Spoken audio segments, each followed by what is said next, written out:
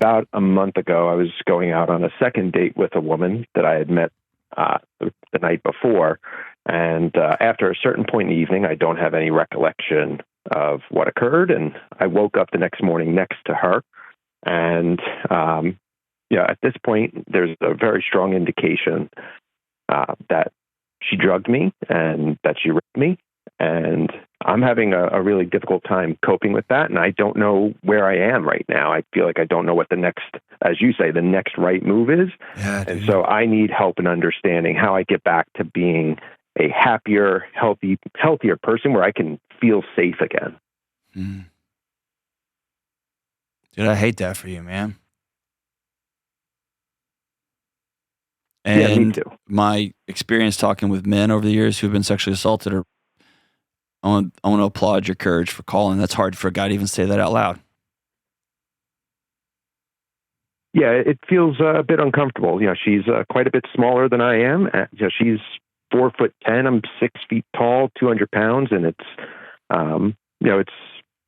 very difficult to say that I lost control of myself and that you didn't. You had it stolen from you. Yeah, you didn't lose control of yourself, Tony. It's not like you drank 17 beers and lost control because of choices you made. You had your autonomy stolen from you. And even more than the autonomy, what I feel is my sense of safety and my ability to trust myself and my thoughts and anyone and anything around me. Yes, the definition of trauma is a disconnection from yourself. It severs the tie between you and what you know to be real and true. And as a 6-foot guy who looks at a 4'10" or a 5 nothing woman, it's extra disorienting because if it was switched, there's an understanding when I walk into this room or I walk into this situation, that person can hurt me. Right? And that's what most men don't understand about women going through a parking garage with their head on a swivel, right? It wouldn't occur to you and me, right? But to have that flipped and to have this idea that I'm okay no matter what, and then that gets taken, it's disorienting at a really terrifying level. Yeah, and I've been trying to talk with people about it, therapists and some friends, and I try to tell them I realize now I've never lived with fear in my whole life for anything. Right. And now I'm living with fear of everything. Yeah. And part of it, I guess let me say this, it's going to sound nutty to you. Your body's working perfectly. You're not broken. There's not something wrong with you. Okay? Yeah, and I've been reading Redefining Anxiety. I'm about halfway through it, and I'm at the point where I've come to understand that from your book. Yeah. Thank you for writing it. Yeah, you bet. But hey, this isn't going to be solved intellectually. Okay? You're not going to be able to think your way through this. You're going to have to sit with a trauma-focused counselor of some sort, somebody who deals with assault. And I hate to say what I'm about to say, but this happens so frequently for men and women. Obviously, the majority women, but it happens to men. That there's protocols for it that are pretty standard. And it's it's not, you can never not have had this happen to you, okay? Two things happen with great trauma counseling that walks you through an assault like this. It helps you reconnect with yourself, the ground underneath your feet, what is real and what is true. It will always be true, no matter how much you've never considered it before, that if somebody wants to hurt you, they can. And the second part of the healing will be, how do I walk through the world with this newfound information and my body's not at full alert 24/7, 365? And that's part of the trauma healing, which was you weren't okay then, you're okay now. We're going to be more vigilant now because it would be silly not to. And here we go. So I guess I want you to hear me say, how long ago did this happen? This was a little bit more than a month ago. Okay. It's very, very fresh. So give yourself some grace. Okay? Give yourself some grace. I'm trying. I know. I'm finding it so difficult. Just this past weekend, even I was at the gym and just about to get started with my trainer, and a woman of similar size and stature came in, and fight, flight, or fright. I immediately froze, and my trainer came over to me and said, "Are you okay?" And I just, I lost it a little bit. I just kept repeating, "I need to get out of here. I need to get out of here." And thankfully, she understood. She got me into a separate studio. But I broke down. I just started crying, and I need to find a way. Hold on, Tony, safe. Tony, that's healing. That's healing. That same wiring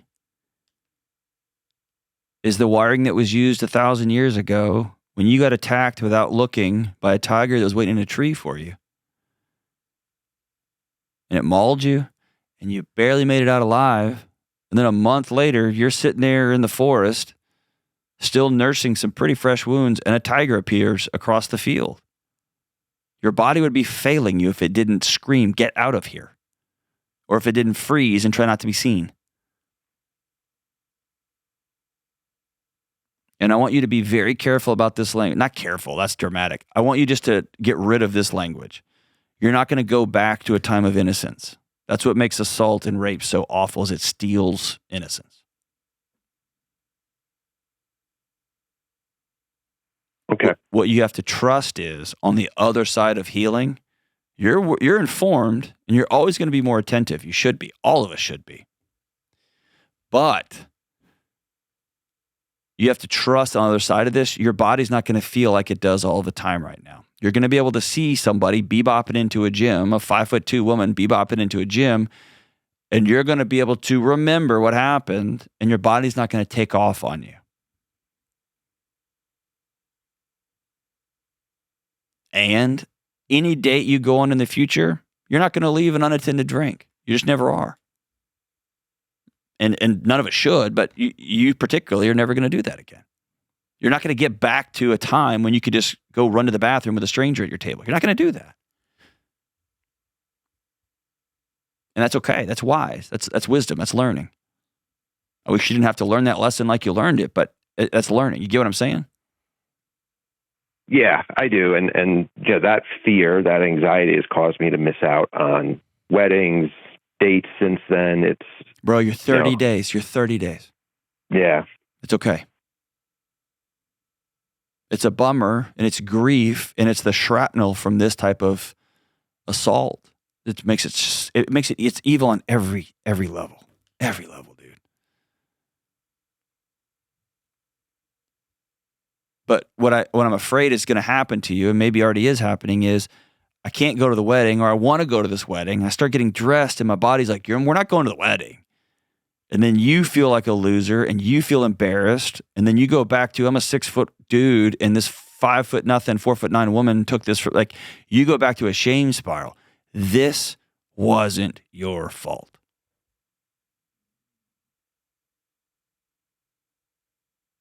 Okay. And so part of me understands that and recognizes that. And where I'm really struggling is, as I look back at the events and some of the things that unfolded, right, I feel like there were signs that normally I pick up on, and I'm having a very difficult time giving myself the grace like you were talking about before. And that's a large part of where I'm struggling. I don't know what the next right move is in order to start giving myself the grace and to start. I am working with a therapist. As of a couple of weeks ago, once I came to realize what actually happened and not what this woman told me had happened, I'm just. Trust is not an intellectual progress. Trust, dude. You're just 2 weeks in, man. The fact that you make this call tells me you're progressing. The fact that you can say the word rape and assault out loud tells me you are on a healing path. But the disorientation you feel, the inability to even trust yourself, and then the freak out that I can't even trust me. How did I miss this? What did I do? Yeah. That is sexual assault 101. Victims look in the mirror and say, this must have been my fault. Yeah. And that's why I'm going to continue. I want you to hear in my voice every time you have that thought. It's not your fault, man. We have a psychology for when somebody stabs us in the back. We don't, and I'm going to say we shouldn't have a psychology for when somebody stabs us right in the face. It just hurts, man. But your disorientation, your I should have's, I can't believe I missed, all of that is sexual assault victim 101. What did I do?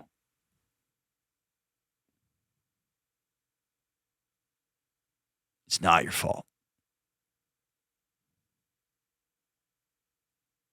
And hear me say, I cannot even tell you how proud of you I am that you're saying these things out loud, that you've gone to see a counselor, that you're walking directly through the embarrassment and the shame that most guys our size would feel like, that's not supposed to happen to me. Right?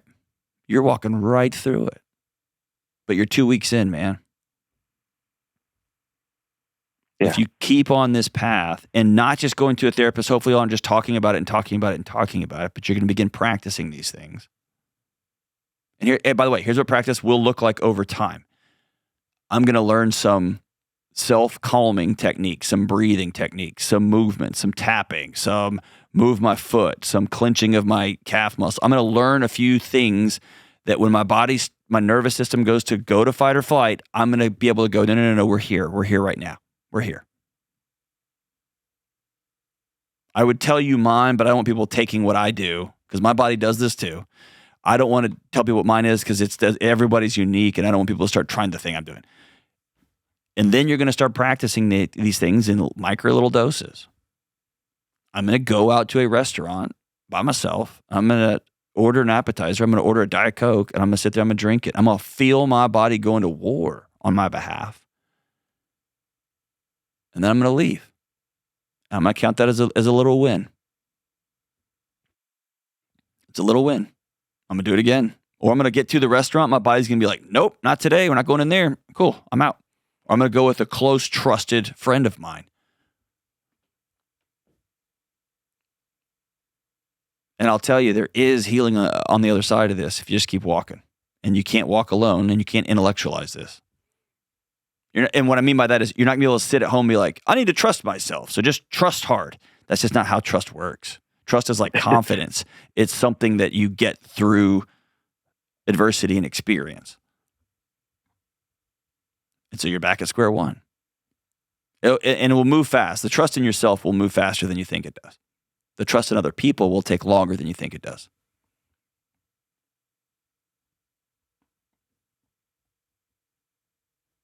But I hate this for you, man. With all my guts, I hate it for you. Thank you. Thank you. So what would you recommend as the next right move forward? The next right move forward is sitting down with the person that you've already developed a therapeutic relationship and saying, I want to actively engage in trauma-informed therapy for the purpose of healing. I want to be able to go on a date again someday with joy in my heart, not fear in my soul. I want to learn to trust myself again because this person severed my trust in me.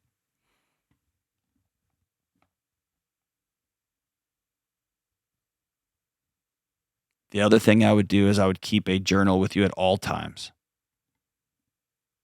I still keep one. It's in my bag right here underneath the desk that I'm sitting at.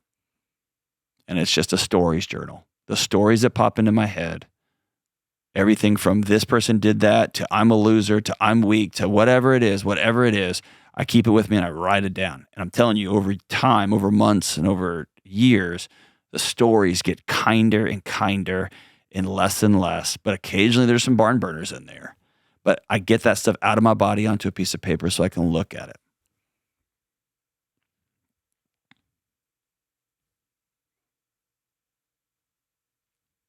There's not going to be a going back. There's going to be a going forward.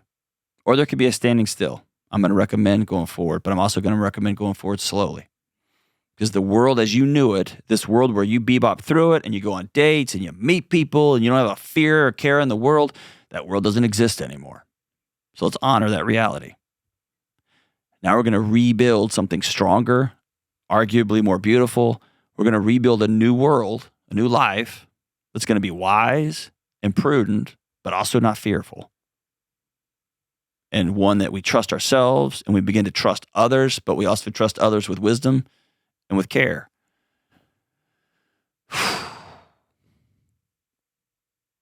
But right now, you're just a few weeks out, man. It's time to grieve and be sad.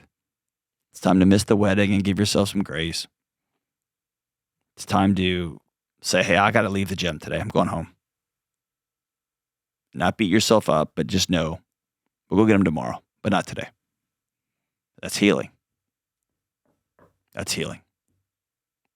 Man, I hate it. I hate assault, and I hate it more than anything, dude. I'm sorry this happened, my brother. Thank you for honoring me with a call. Hang on the line. I'm going to send you Building an Unanxious Life. This will not be your tool to therapy healing, okay? It's not going to, but it will be a path to a life where your environment can begin to have the alarm sounds go down a little bit. But right now, your alarm should be ringing.